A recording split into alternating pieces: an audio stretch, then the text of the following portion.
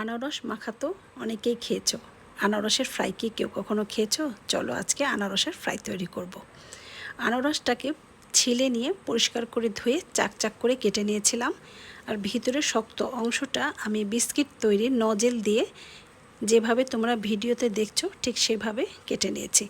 এখন দিয়ে দিলাম স্বাদমতো লবণ, সামান্য একটু চিনি, দিয়ে দিলাম শুকনো মরিচের গুঁড়ো, আর দিলাম সামান্য পরিমাণে চিলি ফ্লেক্স।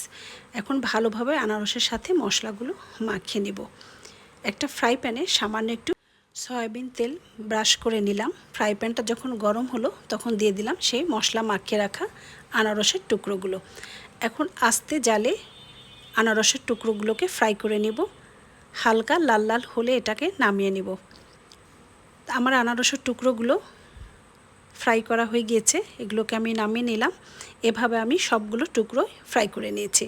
তো এই যে আমার আনারসের টুকরোগুলো ফ্রাই করা হয়ে গিয়েছে।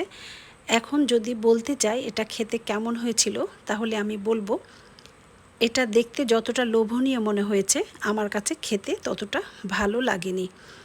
তো যাই হোক, তারপরে একটা নতুন জিনিস ট্রাই করলাম। দেখা হবে নেক্সট কোনো ভিডিওতে। সে পর্যন্ত সবাই ভালো থাকো। আল্লাহ হাফেজ।